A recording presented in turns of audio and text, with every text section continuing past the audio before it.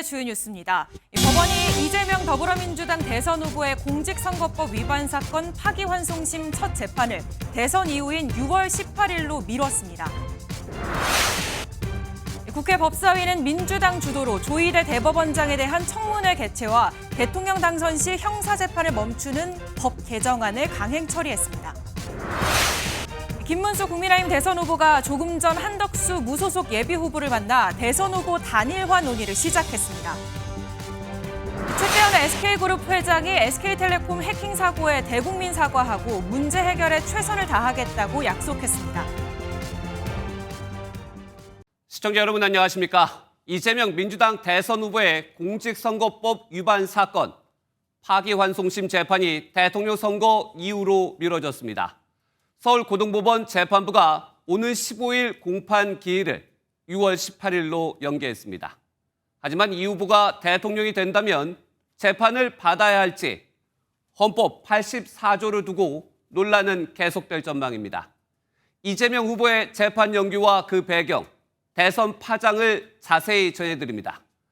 먼저 재판부는 연기 이후로 선거운동 기회를 보장한다고 밝혔습니다. 첫 소식 현지호 기자입니다. 유죄 취지로 파기환송된 이재명 더불어민주당 대선 후보의 공직선거법 위반 사건 첫 공판기일이 제21대 대통령 선거 이후로 미뤄졌습니다. 서울고등법원 형사 7부는 이 후보 사건의 파기환송심 첫 공판기일을 기존 이번 달 15일에서 다음 달 18일로 변경했다고 밝혔습니다. 재판부는 대통령 후보인 피고인에게 균등한 선거운동의 기회를 보장하고 재판의 공정성 논란을 없애기 위해 재판 기일을 변경한다고 설명했습니다. 이 후보 측 변호인단에서 오늘 오전 기일 변경을 신청했는데 재판부가 곧바로 이 신청을 받아들였습니다. 재판부는 법원 안팎에 어떤 영향이나 간섭을 받지 않고 오직 헌법과 법률에 따라 독립적으로 공정하게 재판한다는 자세를 견지해왔다며 앞으로도 마찬가지라고 덧붙여 설명했습니다. 이 후보의 공직선거법 위반 사건은 앞서 1심 유죄, 2심에서 무죄가 선고됐지만 대법원은 지난 1일 사건을 유죄 취지로 파기환송했습니다. 대법원 선고 바로 다음 날 재판부 배당이 이뤄지고 파기환송심 첫 공판기일까지 잡혔지만 일주일 만에 재판은 대선 이후로 미뤄지게 됐습니다. MBN 뉴스 현지호입니다. 그렇다면 법원의 날짜 변경 배경에 관심이 쏠립니다. 오늘 법원 내부망에는 대법원의 결정을 비판하는 현직 판사들의 글이 올라왔습니다. 대법관을 탄핵하겠다는 등 법원을 향한 압박 공세가 거세지면서 기일 변경에 영향을 줬을 것이란 해석이 나옵니다. 이시열 기자가 취재했습니다. 조희대 대법원장은 반이재명 정치투쟁의 선봉장이 되었습니다. 오늘 오전 법원 내부망에 올라온 서울중앙지법 김주옥 부장판사가 작성한 글입니다. 김 부장판사는 사법부는 대법원장의 사조직이 아니다라며 대법원장의 정치적 신념에 사법부 전체가 볼모로 동원되어서는 안 된다고 밝혔습니다. 조희대 대법원장이 전례 없는 속도로 이재명 후보의 공직선거법 사건을 처리한 것에 대해 비판의 날을 세운 겁니다. 공교롭게도 이 글이 올라간 지 얼마 되지 않아 이 후보의 파기환송심 기일이 변경됐는데 재판부가 이런 법원 내부의 비판을 의식했을 것이라는 해석이 나옵니다. 법원을 향한 대외적인 공세 수위가 높아지고 있다는 점도 기일 변경에 영향을 줬을 것으로 보입니다. 대법원장과 파기환송 재판부를 향해 탄핵 카드를 꺼낼 만큼 격해진 정치권 분위기를 의식하지 않을 수 없었을 것이라는 분석입니다. 또 균등한 선거운동 기회의 보장을 위해선 기일을 연기하는 게 재판부로서는 가장 부담이 덜한 선택이란 해석도 나옵니다. 부장판사 출신의 한 법조인은 이 후보가 대선 후보이기 때문에 수많은 일정을 고려하면 이해할 수 있는 판단이라고 말했습니다. 하지만 대법원 연구관 출신의 한 법조인은 대법원장 탄핵 협박에 굴복하는 것 같아 모양이 좋지 않다는 의견을 밝히기도 했습니다. MBN 뉴스 이시열입니다. 그런데 고등법원은 재판을 연기하면서 다음 공판 날짜를 대선이 끝나고 15일 후인 6월 18일로 못을 박았습니다. 이재명 후보가 대통령이 돼도 재판을 이어간다는 의미일까요? 이어서 이혁재 기자가 보도합니다. 당초 다음 주 목요일로 잡혀있던 이재명 민주당 대선 후보의 공직선거법 파기환송 첫 재판이 한 달가량 뒤로 밀렸습니다. 재판부는 다음 달 18일로 다시 공판 날짜를 잡았는데 대통령 선거가 끝나고 불과 15일 뒤입니다. 남은 쟁점은 이 후보가 대통령으로 당선된다면 재판이 실제로 열릴 수 있는지 여부입니다. 헌법 제84조는 대통령이 내란 또는 외환의 죄를 범한 경우를 제외하고는 재직 중 형사소출을 받지 않는다고 규정하고 있습니다. 현직 대통령이 받고 있는 재판 역시 중지되는가를 두고 해석은 분분합니다. 재판부가 헌법 해석을 어떻게 하느냐에 따라 재판이 이어질지가 정해질 텐데 법조계 의견은 다양합니다. 대법원이 빠르게 심리를 거친 뒤 유죄 취지로 파기환송을 했기 때문에 이 후보가 당선되더라도 재판이 진행될 가능성이 있다는 시각이 있습니다. 반면 현직 대통령 신분이 된 상황이라면 헌법 84조에 명시된 불소추 특권에 따라 재판을 해선 안 된다는 반박도 상당합니다. 부장판사 출신의 한 법조인은 새로 기일을 잡았다는 건 이 후보가 당선될 경우 재판을 중지시킬지에 대한 고민을 그때까진 해보겠다는 의미 아니겠나라고 말했습니다. 결국 다음 달 열릴 1차 공판 기일에서 기일 재지정을 하는지 봐야 확실한 일정을 알 수 있을 것으로 보입니다. 대선 전 이 후보의 사법 리스크가 더 커질 가능성은 일단 사라졌지만 이 후보가 당선될 경우 향후 재판부가 공판을 진행할 것인지 논란은 계속될 전망입니다. MBN 뉴스 이혁재입니다. 이재명 민주당 후보는 자신의 파기환송심 연기에 합당한 결정이라며 모든 일을 국민적 상식대로 하면 된다고 밝혔습니다. 특히 사법부는 민주주의의 최후의 보루라면서도 모든 구성원이 균질하지 않다고 지적했는데 민주당은 조희대 대법원장 청문회도 실시하기로 했습니다. 이교욱 기자가 보도합니다. 이재명 민주당 대선 후보가 연일 전국을 돌며 현장 밀착형 유세를 진행하는 가운데 파기환송심 연기 소식을 접했습니다. 서울 고등법원 불안지 내렸습니다. 이 후보는 지금은 국민 주권을 실현하는 시기라며 당연한 결정이란 입장을 밝혔습니다. 국민들의 주권 행사에 방해가 되지 않도록 법원이 이 헌법 정신에 따라서 당연히 해야 될 합당한 결정을 했다고 생각합니다. 재판이 선거일 뒤로 미뤄진 만큼 만약 대통령에 당선된다면 재판이 진행될지를 묻는 헌법 84조 관련 질문도 받았는데 즉답을 피했습니다. 만사 때가 되면 그때 가서 판단하면 됩니다. 법과 상식, 국민적 합리성을 가지고 상식대로 판단하면 되죠. 민주당은 국민 주권 구현에 방해가 되는 요소가 없어야 한다면서 이 후보의 모든 재판을 선거일 뒤로 미루라고 사법부를 압박했습니다. 민주당은 조희대 대법원장 탄핵 카드의 불씨도 살려뒀습니다. 이 후보 역시 사법부를 신뢰하지만 모든 구성원이 균질하지 않다고 꼬집었습니다. 우리가 사법부를 보통 인권과 민주주의의 최후 보루라고 합니다. 보루라고 하는 말이 가지는 그 의미를 한번 생각해 보시기를 바랍니다. 민주당은 대법원장 즉각 탄핵은 일단 보류하고 오는 14일 대법관들을 상대로 한 청문회를 시작으로 사법부의 대선 개입 의혹을 파헤친다는 계획입니다. MBN 뉴스 이교욱입니다.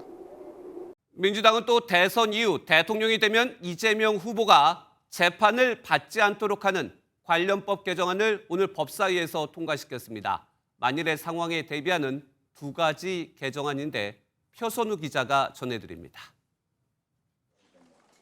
국회 제1당으로서의 모든 역량을 동원하겠다고 강조한 민주당은 서울고법의 재판기일 변경에도 입법 대응 전략을 강행했습니다. 피고인이 대통령에 당선됐을 때 진행 중인 형사재판이 정지되는 형사소송법과 선거 과정의 허위사실 공표 구성 요건을 완화하는 선거법 개정안을 각 상임위에서 처리했습니다.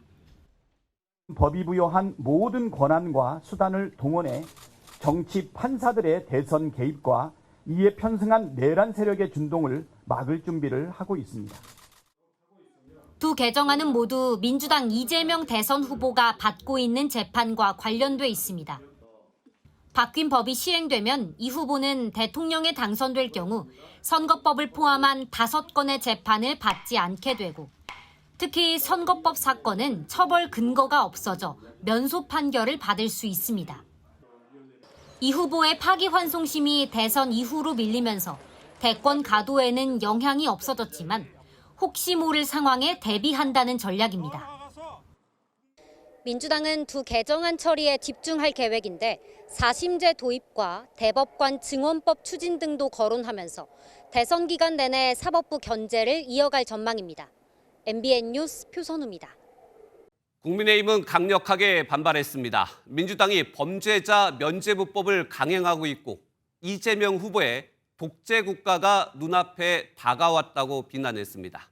이 내용은 강재묵 기자입니다. 사법 파괴, 대선 분란, 이재명은 사퇴하라!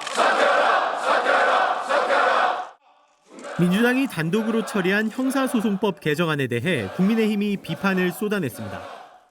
대통령 당선 때 형사재판을 중단하도록 하는 내용의 개정안을 두고 이재명 방탄법이라고 꼬집었습니다.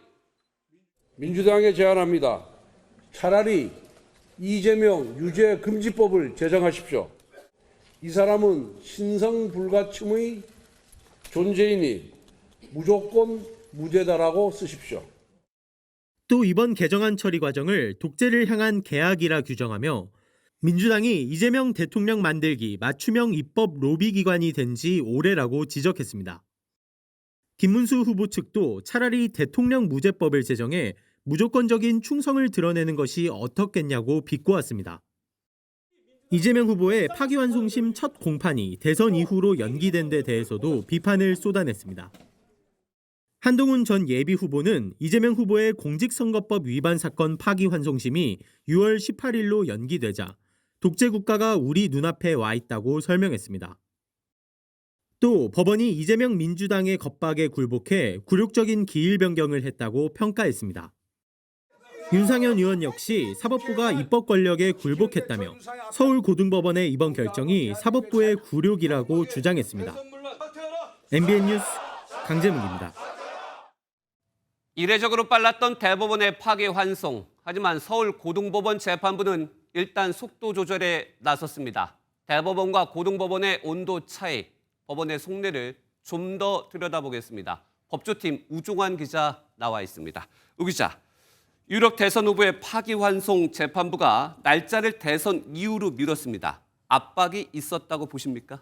네, 그 서울고법 파기환송심 재판부가 이 재판 날짜를 변경하면서요, 그 사유를 이렇게 밝혔습니다. 네. 그 법원 내외부의 어떠한 영향이나 간섭을 받지 않는다는 자세를 견지해왔다 이렇게입니다. 그런데 재판부가 이렇게 기일 변경을 하는 이유를 밝히는 것 자체가 이례적입니다. 사실 그냥 보통은 날짜만 변경해버리고 말거든요. 뒤집어 보면요, 그 재판부가 오히려 내외부의 영향을 의식했다 이렇게 볼 여지가 있는 겁니다. 이유를 설명한 것 자체가 외부의 영향을 받았다고 볼 수 있다. 그 외부의 영향 가운데는 내부 게시판, 또 하나 민주당의 압박이 있었습니까? 네, 뭐 그렇게 볼 여지가 있습니다. 먼저 법원 온라인 게시판에 올라온 이 노행남 부산지법 동부지원 부장판사 글을 한번 보면요, 대법원은 일사불란하게 특정인의 항소심을 파기환송하고 또 항소심은 급히 기일을 지정했다. 정말 제대로 된 재판의 모습이냐 이렇게 비판을 하고 있습니다. 네. 또 동시에 오늘 아침부터 더불어민주당은 서울고법 앞에서 의원들이 릴레이 규탄 기자회견을 시작했습니다. 이 취재진이 취재한 많은 전현직 판사들은 재판부가 이런 점을 의식했을 거다 이렇게 말했습니다. 그렇다면은 이게 핵심 이유라고 볼 수는 없을 것 같은데 또 다른 이유가 있습니까? 네, 그렇습니다. 사실 이번 파기환송심 재판부는 처음에는 대법원처럼 재판을 빨리 할 의지를 분명히 보였었습니다. 네. 이 대법원 선고 바로 다음 날 배당을 받자마자 속전속결로 재판 날짜를 정했고요. 또 이재명 더불어민주당 대선 후보가 소환장을 우편으로 안 받을 가능성을 대비해서 일찌감치 법원 집행관이 직접 가는 방식을 보내려고 했었습니다. 네. 그렇게까지 해놓고도 오늘 갑자기 재판 날짜를 미룬 건 마치 민주당 압박에 굴복한 것처럼 모양새가 너무 안 좋다. 그럴 거면 재판 날짜를 처음부터 신중하게 정했어야 한다는 이런 지적이 나오고 있기도 합니다. 결국 재판부의 이런 초심을 흔든 새로운 변수가 생겼다고 보는 게 맞다는 해석입니다. 초심을 흔든 변수. 처음에는 신속 재판을 했는데 바꾼 이유, 진짜 이유, 그 변수는 뭡니까? 이 재판부 탄핵이라는 이제 분석이 재판부 나오고 탄핵. 있습니다. 네. 그렇습니다. 이 민주당이 조희대 대법원장뿐만 아니라 이 파기환송심 재판부의 재판장인 이재권 서울고법 부장판사나 또는 재판부 소속 판사 전원을 탄핵하려는 가능성까지 이게 기정사실화한 게 영향을 줬다고 봐야 한다는 겁니다. 마음껏 날짜를 잡아서 골석 재판을 하고 마음껏 선고를 하는 이런 상황이 오면 큰일이기 때문에 14일 이전에 탄핵을 해야 한다라는 견해가 아주 강하게 많이 제기되고 있는데 두 번째는 직위 선고가 가능하죠. 그래서 두 번째 기일 잡히면 그때 탄핵. 그때 3명 너무 늦은 거 아니에요? 만약 오는 15일로 재판을 진행했을 경우에 이 후보가 불출석하면요, 이 공직선거법 재판은 두 번째 재판부터 이 후보 없이 진행한 뒤에 선고를 할 수 있는데 이를 차단하려고 탄핵 카드를 꺼낸 겁니다. 이 한 부장판사는 MBN 취재 결과 15일에 재판을 만약에 강행했다가 재판부가 탄핵돼 버리면 공정성 시비만 남게 되고 어차피 대선 전 선고는 불가능하게 된다는 이런 점을 재판부가 고민한 것 같다고 말했습니다. 네, 그런데 날짜를 그냥 미룬 게 아니라 다음 날짜까지 정했습니다. 6월 18일, 대선 이후 15일 뒤. 그렇다면 이날 날짜로 확실히 재판이 이루어지는 겁니까? 앞선 리포트에서 여러 가지 해석이 있었습니다만 일단 이 후보가 당선되면 재판을 못하게 될 거라는 게 많은 현직 판사들의 전망을 내놓고 있습니다. 이번에 다음 재판 날짜를 못 박은 거는 단지 아직 당선 여부가 안 정해졌기 때문일 뿐이라는 겁니다. 만약 이 후보가 당선되면 6월 18일로 적힌 재판 예정일이 이 재판 실무 용어인 추정, 즉 추후 지정한다, 날짜 미정으로 바뀌어서 재판이 중지될 가능성이 크다는 게 이 복수의 현직 판사들 설명입니다.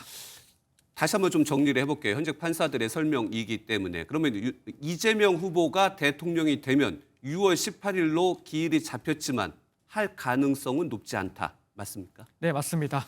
네, 그럼 다음 질문도 한번 이어가 보도록 하겠습니다. 그럼 이번 파기환송심 재판뿐만 아니라 이 후보 재판이 많이 있습니다. 그 외에는 어떻게 되는 겁니까? 원칙적으로 재판을 진행할지 결정권을 가진 것은 각 개별 재판부입니다. 다만 이번 공직선거법 파기환송심 재판부가 이 재판을 중지하는 선례가 생긴다면 다른 재판부도 이를 따르지 않겠냐, 이런 전망이 나오고 있습니다. 이 단적인 예로요, 오늘 공직선거법 파기환송심 재판이 6월 18일로 밀린 뒤에 이 몇 시간 지나지 않아서 이 후보의 대장동 등 혐의의 1심 재판부도 오는 13일과 27일로 예정됐었던 재판 날짜를 대선 뒤인 다음 달 24일로 미뤘습니다. 이 재판도 마찬가지로 이 후보가 당선되면 중지될 가능성이 크다는 전망이 나오고 있고요. 또 위증교사 2심과 대북송금 1심, 법카 유용 1심 등 다른 재판도 같은 상황이 되지 않겠냐, 이런 전망이 나오고 있습니다. 다른 재판들도 중지될 가능성이 있다. 여기까지 듣겠습니다. 우종환 기자였습니다. 국민의힘 소식으로 이어갑니다. 단일화 문제를 놓고 신경전을 이어온 김문수 국민의힘 대선 후보와 한덕수 무소속 예비후보.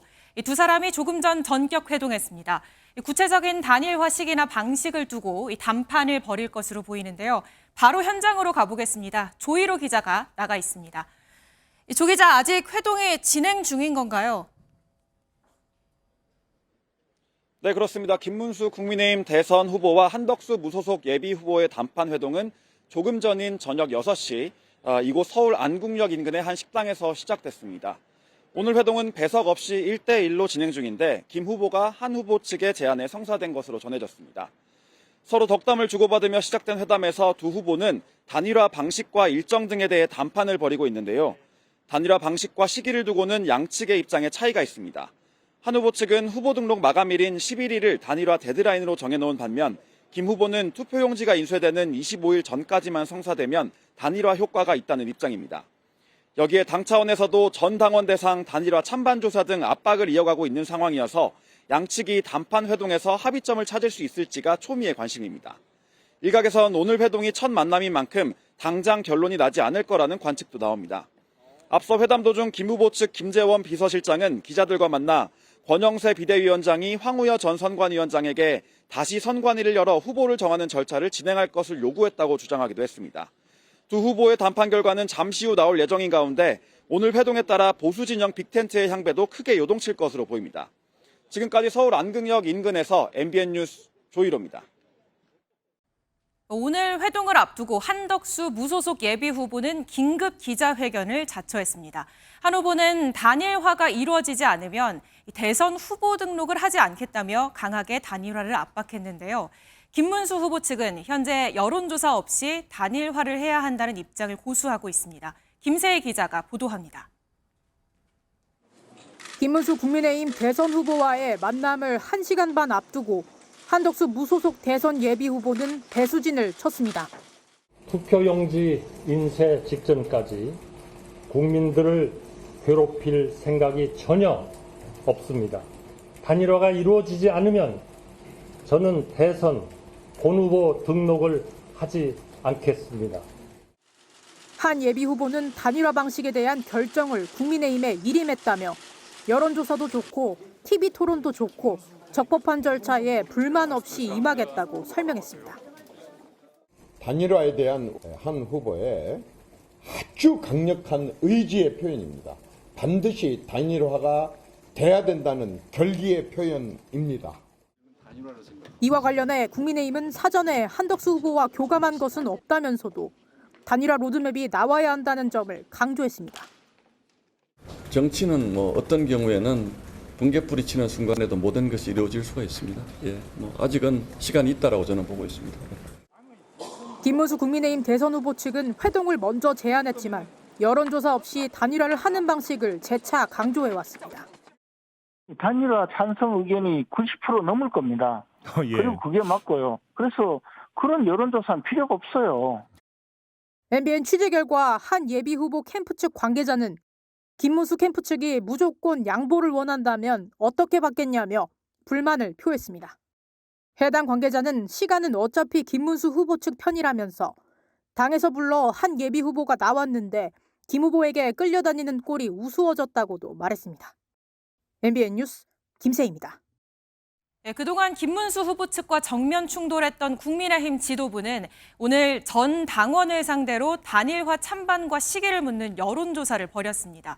후보 등록 마감일인 11일을 데드라인으로 보는 지도부는 당원 뜻을 내세워 신속한 단일화를 압박한다는 계획이겠죠. 다만 후보 교체 같은 강제 단일화는 현실적으로 어렵다는 분석입니다. 보도에 김현 기자입니다. 국민의힘 지도부가 오늘 오전 9시부터 오후 9시까지 당원들을 대상으로 단일화 여론조사에 들어갔습니다. 이번 설문조사는 단일화에 대한 찬성 여부와 단일화 시점 두 가지 질문으로 진행됩니다. 국민의힘 지도부가 당원 여론조사로 김문수 후보를 향해 단일화 압박에 나섰다는 분석입니다. 국민의힘의 핵심 관계자는 단일화 협상이 불발된다면 당원 조사 결과를 발표할 수밖에 없다고 말했습니다. 당내에선 후보 교체론까지 거론되고 있지만 강제 단일화는 현실적으로 어렵다는 전망이 우세합니다. 국민의힘의 한 의원은 선출된 후보에게 단일화를 강요하는 건 정치적, 법적으로 부담이 크다면서 만약 김문수 후보가 법적 대응에 나선다면 승소할 가능성이 높다고 전망했습니다.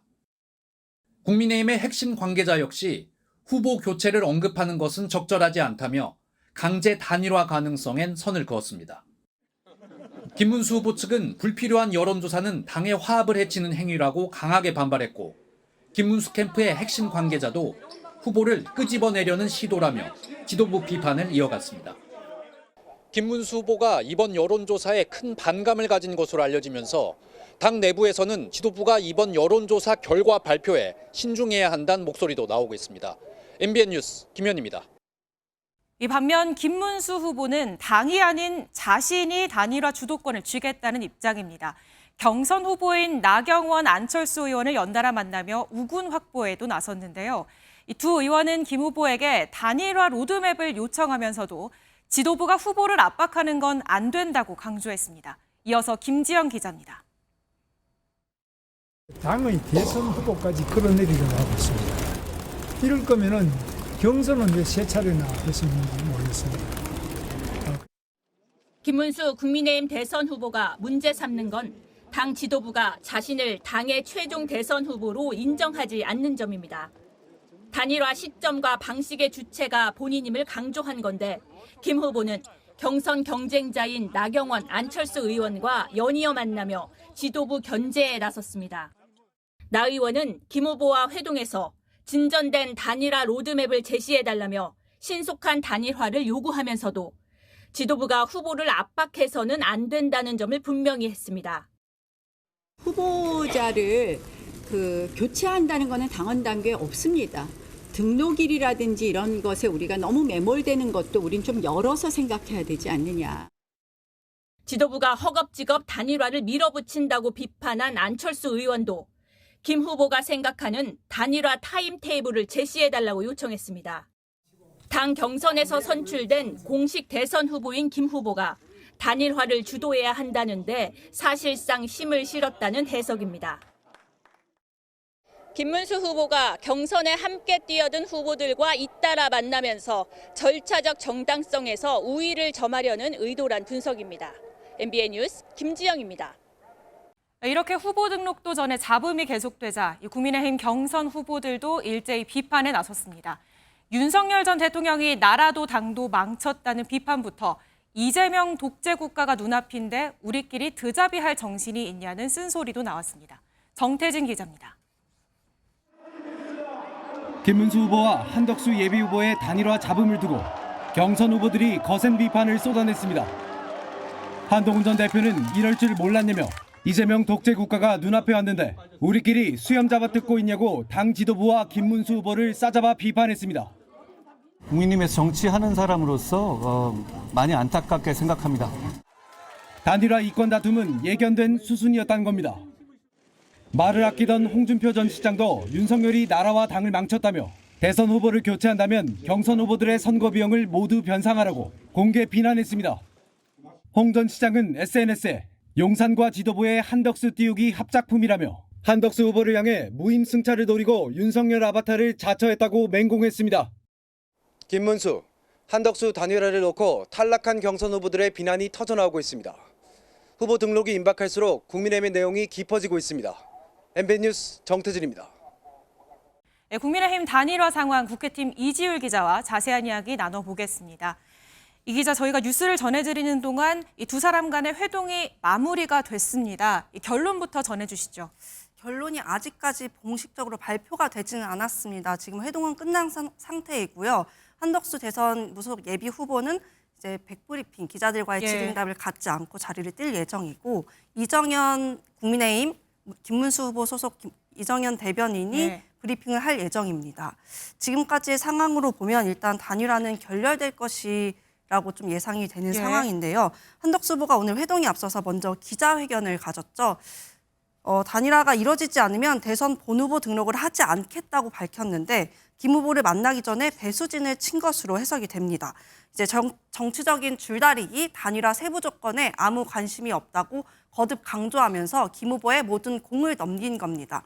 예, 지금 이 나가고 있는 화면이 현재 상황인데 한덕수 예비 후보 측은 백브리핑을 하지 않고 김문수 후보 측이 백브리핑을 할 예정인 상황인 거죠. 저희가 이 목소리 한번 들어보도록 하겠습니다. 입장 발표를 하셨던 그 내용대로 똑같습니다. 그 내용들 다 아시죠? 당에서 단일화에 대해서 입장을 정해달라. 그렇게 입장이 정해지게 되면은 그 입장에 응할 것이고, 그리고 그 결과에 승복할 것이다. 여기까지입니다. 단일화 시안이나 이런 거 관련해서 의견이 있으셨던 거죠? 그래서 그런 내용 자체가 없었던 것 같습니다. 그럼 어떤 이야기? 어떤 의미인지 예, 저희가 지금 정리를 하자면 이 한덕수 후보 측에서는 그동안 당에 일임하겠다라는 기존 입장을 재차 반복한 것으로 보이는데요. 그러면 김 후보 측에서는 앞으로 어떤 결단을 내릴 가능성이 높은가요? 사실상 지금 회동이 진행되는 과정 중에서 김재현 전 의원, 그러니까 김문수 후보 비서실장이죠. 김재현 전 의원이 기자들 앞에서 입장을 밝혔습니다. 어떤 내용이었냐면 저희가 리포트에서 조희로 기자가 중계로 앞서 언급을 했는데 국민의힘 지도부가 이미 오늘 회동의 결과, 그러니까 결렬될 것을 전제로 다음 절차에 착수했다, 이렇게 비판을 했습니다. 오늘 회동에 대한 결과가 미리 예측됐다는 것을 김재현 비서실장이 밝힌 건데요. 이 때문에 현장에 있던 기자들도 오늘 회동이 사실상 결렬될 확률이 높다, 이렇게 예상을 많이 하고 있었습니다. 예, 사실 이 단일화 과정에서 잡음과 기싸움이 이어지는 건 뭐 당연한 일인데 대선이 지금 27일 앞으로 다가왔습니다. 협상의 속도를 내지 못할 경우 과거 새누리당 옥새 파동이 재현될 수 있다는 얘기도 나오더라고요. 당시 상황은 어땠죠? 네, 당시 옥새 네, 지금 옥새 파동까지 간다면 그야말로 국민의힘은 파국으로 치닫는 상황이 됩니다. 2016년 총선 당시에 친박계와 비박계 간 공천 갈등이 격화하자 당시 김무성 대표가 일부 선거구 공천에 대한 추천장에 당대표 직인 날인을 거부한 사건을 말합니다. 예, 그렇다면 지금 국민의힘도 이 대표가 직인 날인을 거부할 정도까지 상황이 간 건가요? 네, 뭐 전혀 불가능한 얘기는 아니지만 아직 거기까지 갈 상황은 아닌 것으로 보입니다. 일단 김문수 후보도 권영세 비대위원장과 이양수 사무총장이 도장을 찍어주지 않으면 국민의힘 대선 후보로 등록하는 건 현재 불가능한 상황입니다. 결국 핵심 키는 김문수 후보가 쥐고 있는 건데 김 후보가 계속 단일화에 소극적일 경우 국민의힘이 당원 당규를 개정해서 한덕수 후보를 입당시킨 다음 국민의힘 최종 후보로 등록하는 방안까지 지금 거론이 되고 있습니다. 예, 지금까지 이제 회동 현재까지 나온 소식까지 전해드렸고요. 이 추후 내용은 저희가 다음 뉴스에서 또 전해드리도록 하겠습니다. 여기까지 듣겠습니다. 국회팀 이지율 기자였습니다. SK텔레콤 유심정보 유출 사고와 관련해 최태원 SK그룹 회장이 직접 대국민 사과에 나섰습니다. 뼈아프게 반성한다며 고개를 숙였고 해지가입자 위약금 문제와 관련해선 이사회가 논의 중이라고 밝혔습니다. 정혜린 기자가 보도합니다. 최태원 SK그룹 회장이 굳은 표정으로 연단에 올라섭니다. 지난달 발생한 SK텔레콤 유심 해킹 사태 이후 19일 만에 직접 나서 고개를 숙였습니다. SK텔레콤의 사이버 침해 사고로 고객분들과 국민들께 불안과 불편을 초래했습니다. SK그룹을 대표해서 사과드립니다. 최 회장은 사고 이후 일련의 소통과 대응이 미흡했던 점에 대해서도 매우 안타깝게 생각한다고 밝혔습니다. 정부 조사에도 적극 협력해 사고 원인 규명에 주력하겠다며 이번 사태는 보안 문제를 넘어 안보고 생명이라는 생각을 갖고 전 계열사에 대한 보안 강화와 보안 시스템 투자를 확대하겠다고 말했습니다. 외부 전문가가 참여하는 정보보호혁신위원회를 구성해서 또 객관적이고 중립적인 시각에서 개선 방안을 마련하도록 하겠습니다.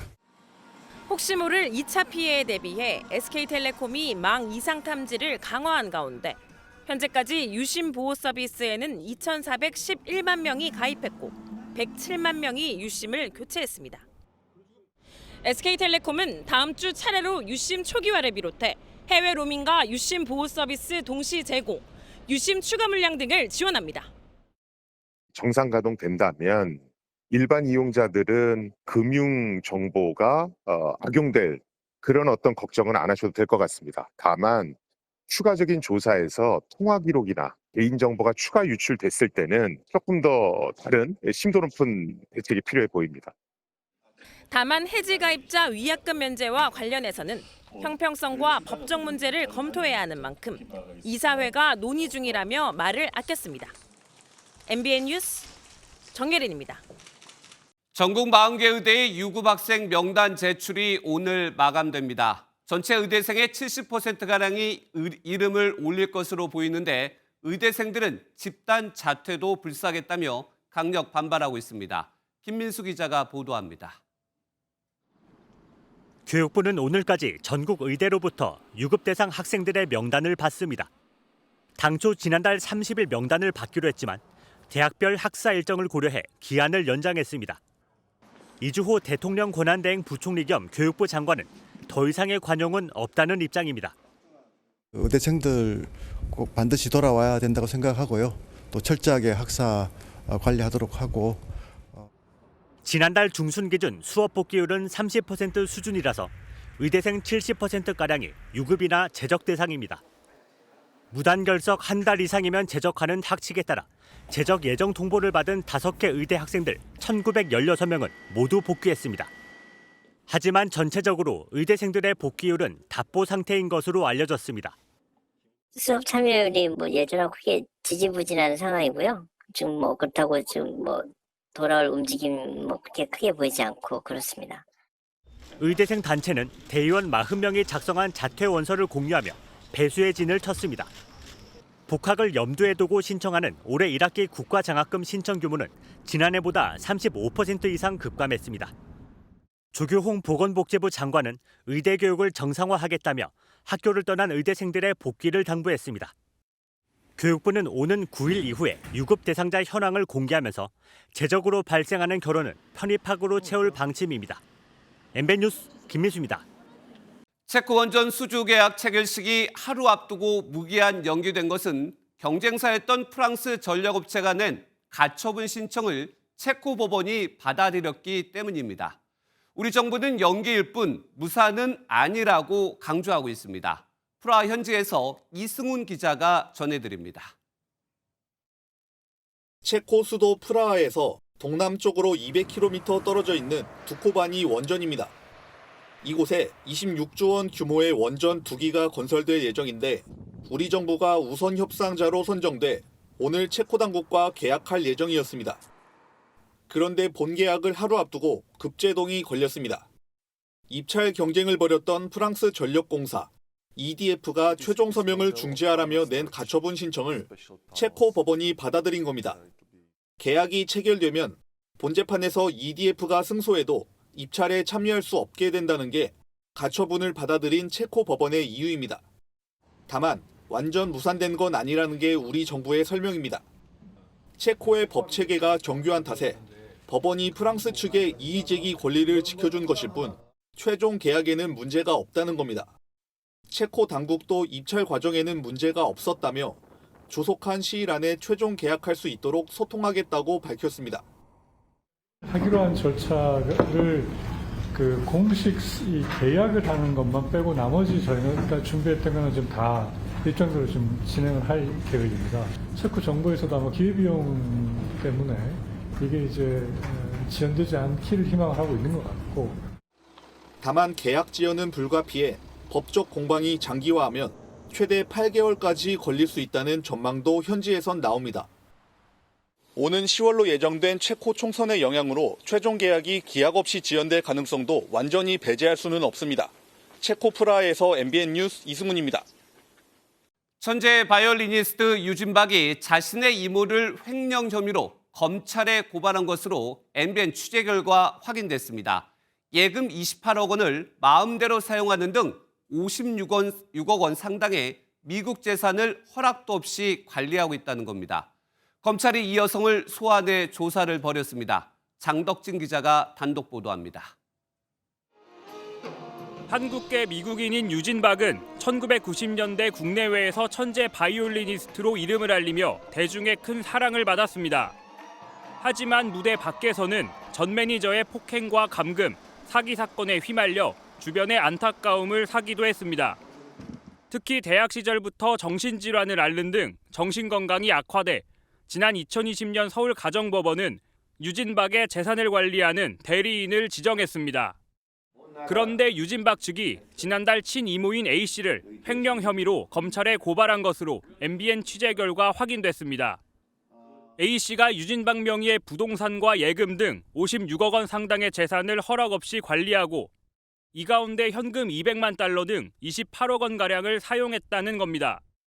New Jersey, New York, Far Rockaway, Queens, it's sold.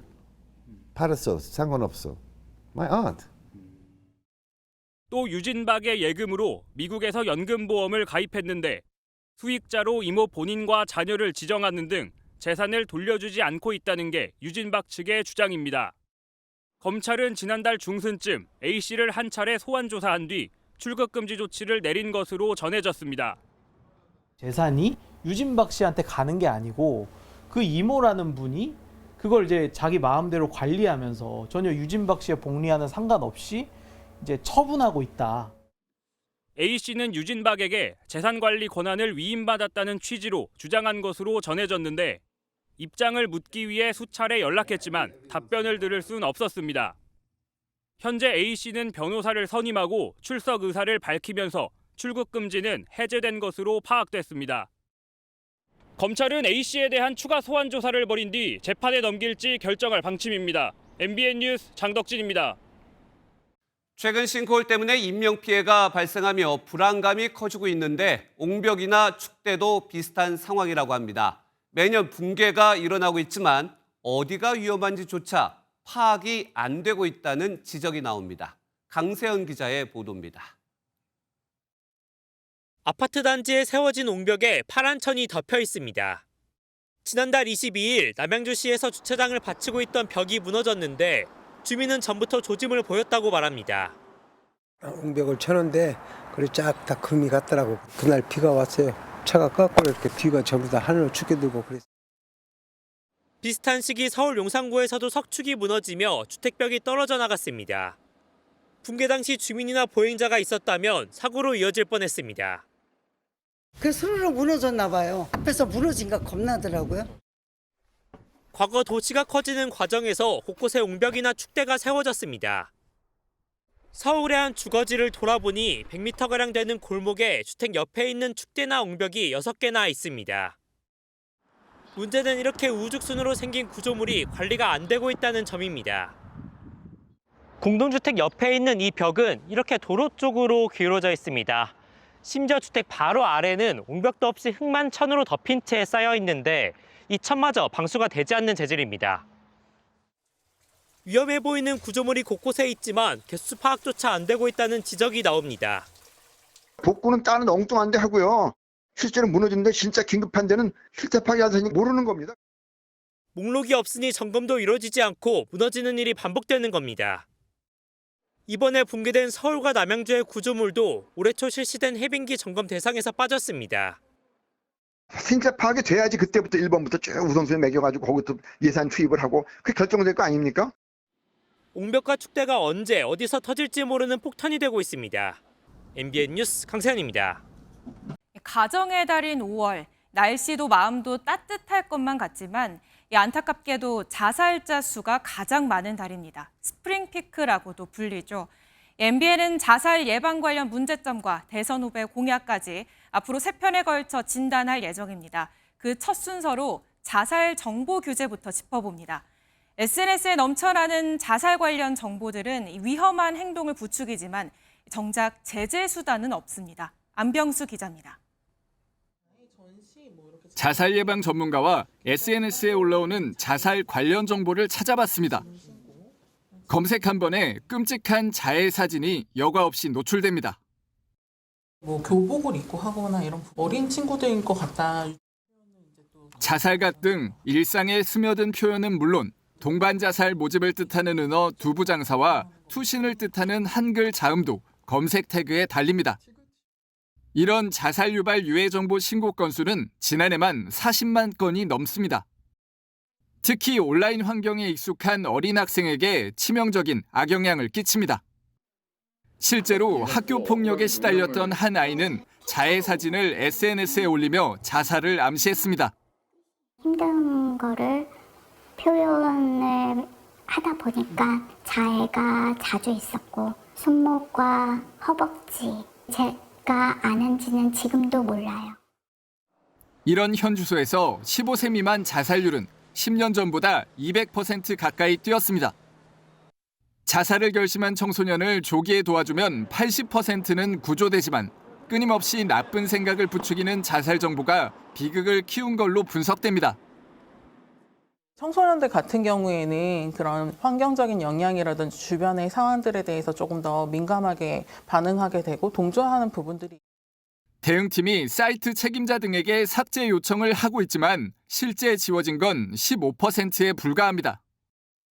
현행법은 자살 방법을 묘사한 자살 유발 정보만 미약하게 제재할 뿐 자살 유해 정보를 규제하거나 삭제 조치를 의무화하는 법안은 국회에서 잠자고 있기 때문입니다.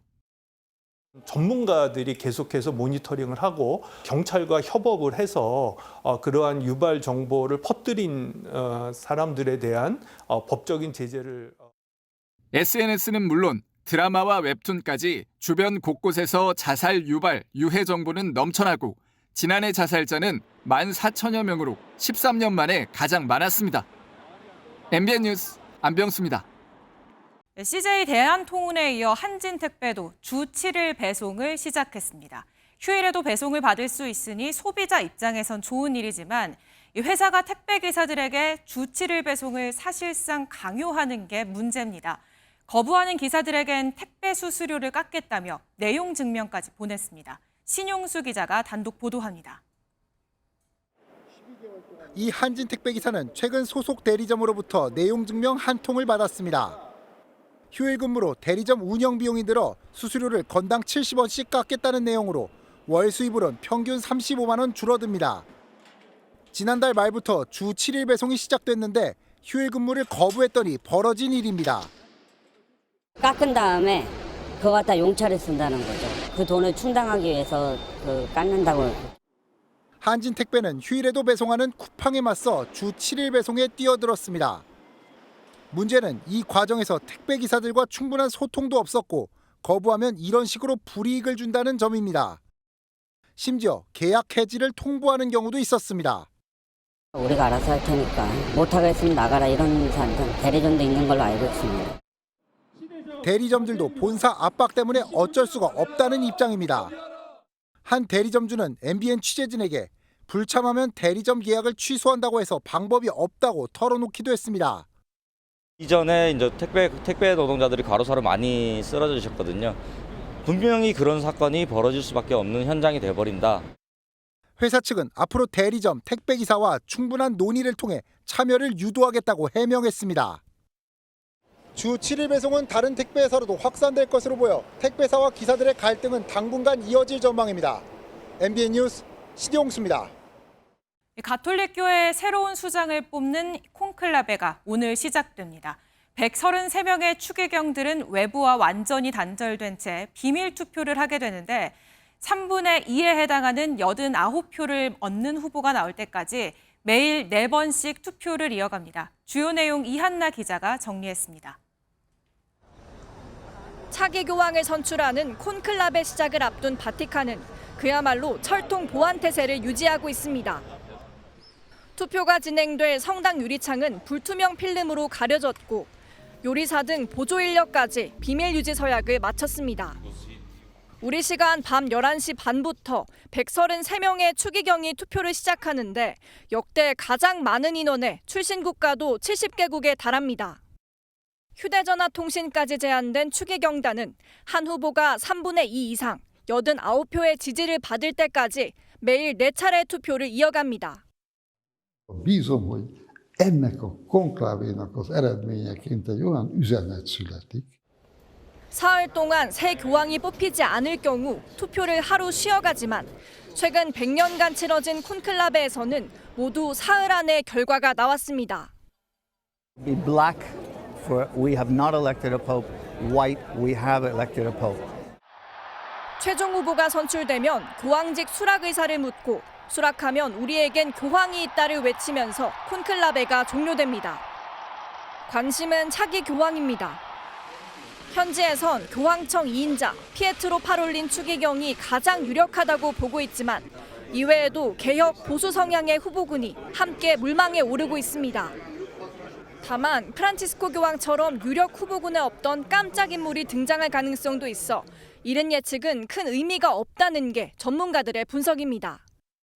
MBN 뉴스 이한나입니다. 인도와 파키스탄이 미사일 공격을 주고받았습니다. 영유권 분쟁 중인 카슈미르 지역에서 발생한 테러 사건이 발단이 됐는데 6년 만에 무력 충돌입니다. 사실상 핵 보유국인 두 나라 충돌에 국제사회가 긴장하고 있습니다. 이상엽 기자입니다. 인파가 몰린 도로 너머로 미사일이 떨어진 뒤 강한 빛을 내뿜으며 폭발합니다. 인근 도로는 긴급 대피하는 사람들로 꽉 차 마비됐습니다.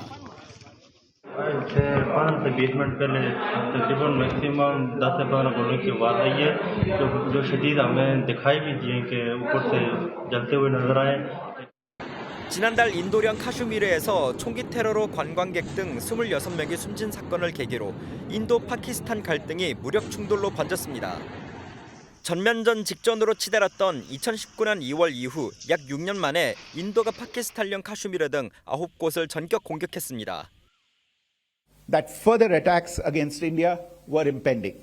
There was thus a compulsion both to deter and to preempt. 파키스탄은 인도가 비겁한 공격을 감행해 어린이 포함 민간인 20여 명이 숨지고 수십 명이 다쳤다고 비판했습니다. 파키스탄도 즉각 대응해 인도 전투기 5대를 격추했다고 발표했습니다. 인도는 파키스탄군이 인도령 접경지를 무차별 포격해 민간인 3명이 숨졌다고 밝혔습니다. 국제사회는 핵 보유국인 양국에 충돌을 자제하라고 권고했습니다. 양국은 영국으로부터 독립한 뒤 접경지인 카슈미르를 두고 78년 동안 갈등을 벌이고 있습니다. 총기 테러 이후 인도가 파키스탄으로 흐르는 강물을 차단하자 파키스탄은 생명줄을 차단한다며 핵공격 가능성을 언급하기도 했습니다. MBN 뉴스 이상엽입니다. 앞으로 미국에서는 트랜스젠더 군인이 군 복무를 할 수 없게 됐습니다. 이 트랜스젠더의 군 복무와 입대를 금지하는 트럼프 행정부의 행정명령이 시행되기 때문입니다. 한여의 기자입니다. 미국 대법원이 트랜스젠더의 군 복무를 금지하는 트럼프 대통령의 손을 들어줬습니다. 대법원은 지난 1월 트럼프 대통령이 서명한 트랜스젠더의 군 복무 금지 행정명령을 즉시 시행할 수 있다고 판결했습니다. 트럼프 행정부 1기 때 군 복무에 배제했지만 바이든 정부에서 이를 폐지했고 2기 들어 행정명령으로 부활시켰습니다. 기존 복무 중인 트랜스젠더 군인까지 복무할 수 없도록 한 정책에 현역 군인 일부가 소송을 냈고 시행이 중단됐던 상황입니다. And that I have dedicated my life to is suddenly rushing to place on administrative leave and then to purge every transgender service member. 진보 성향 대법관 3명이 반대 의견을 냈지만 6명의 보수 성향 대법관을 맡기는 역부족이었습니다. 트럼프 대통령의 주요 정책들이 하급심에서 제동이 걸리는 상황을 대법원에서 해결하려는 행정부의 노력이 큰 승리를 거둔 것이라고 CNN은 평가했습니다. Adopting and fostering discrimination in its own governmental institutions. Today's decision, I think, is a stain in the history of our country. 트랜스젠더 군인은 많게는 2만 5천 명 정도로 전체 미군의 1%가 넘는 것으로 추산되는데 이들은 강제 전역될 위기에 처했습니다. MBN 뉴스 한여입니다. 캐나다가 미국의 51번째 주가 돼야 한다고 주장했던 트럼프 대통령, 이 주장을 또 꺼냈습니다. 캐나다 신임 총리와의 첫 회담 자리에서 다시 발언한 건데요. 캐나다 총리는 절대 팔지 않는다며 선을 그었습니다. 워싱턴에서 강영구 특파원이 보도합니다. 워싱턴 백악관에서 만난 두 정상은 가벼운 농담으로 시작했습니다. Just a few days ago, he won a very big election in Canada, and I think I was probably the greatest thing that happened to him, but I can't take a vote for it. 곧바로 분위기는 바뀝니다. 트럼프 대통령은 캐나다에 대한 미국의 군사 보호가 공정하지 않다며 캐나다가 미국의 51번째 주가 되면 좋겠다고 직설적으로 제안했습니다. I mean, I believe it would be a massive tax cut for the Canadian citizens. You get free military, you get tremendous medical cares and other things. 부동산 개발업자 관점까지 담은 합병 제안에 캐나다 총리는 단호히 거절했습니다. As you know from real estate, there are some places that are never for sale. That's true. We're sitting in one right now. It's not for sale, won't be for sale ever. 그러자 트럼프 대통령도 지지 않습니다. But never say never. Never say never. 웃음 속에서 오간 말이지만 팽팽한 신경전이 이어졌습니다. 또 다른 영토 이슈인 그린란드에 대해서도 트럼프 대통령이 정보기관을 통해 주민 동향 파악을 지시했다는 보도가 나와 논란이 일고 있습니다. 트럼프 대통령의 영토 확장 의지가 곳곳에서 마찰음을 낳고 있습니다. 워싱턴에서 MBN 뉴스 강영구입니다. 중국에선 야생 곰들이 민가를 덮치는 일이 종종 벌어집니다. 한밤중 도둑 맞은 줄 알았던 한 가게 주인이 CCTV를 확인했더니 범인은 사람이 아닌 곰이었습니다. 베이징 김한준 특파원이 전해왔습니다. 곰 3마리가 밀크티 가게의 문을 열고 안으로 들어갑니다. 밀크티를 만드는 재료에 코를 박더니 야식을 즐깁니다. 폭풍흡입을 끝낸 곰들은 5리터짜리 식용유통까지 디저트로 챙겼습니다. 우리 돈 360만 원의 식재료가 하루아침에 사라지는 순간이었습니다. 演员们呐，我还以为找了小偷了，看现在才知道是来了3只熊。 산악 지역인 티베트에 사는 곰들은 5천 마리 정도. 이러다 보니 사람이 사는 곳까지 내려오는 일이 매년 200건 이상 발생하고 있습니다. 태연이 문을 연 뒤 호텔 카운터에 들어오는 곰 한 마리. 사람이 자고 있는데도 신경 쓰지 않고 이곳저곳을 뒤집니다. 문이 닫혀 있어도 부수고 들어오는 곰도 있습니다. 종종 공격성이 강한 곰도 있는데 개들과 싸우는 것은 물론 사람까지 공격하기도 합니다. 看到棕熊就远离它呀，不要上去就拍照呀那些的，挑逗它呀。 전문가들은 이상기후로 열매가 잘 열리지 않자 굶주린 곰들이 먹을 것을 찾기 위해 민가로 내려오고 있다고 분석했습니다.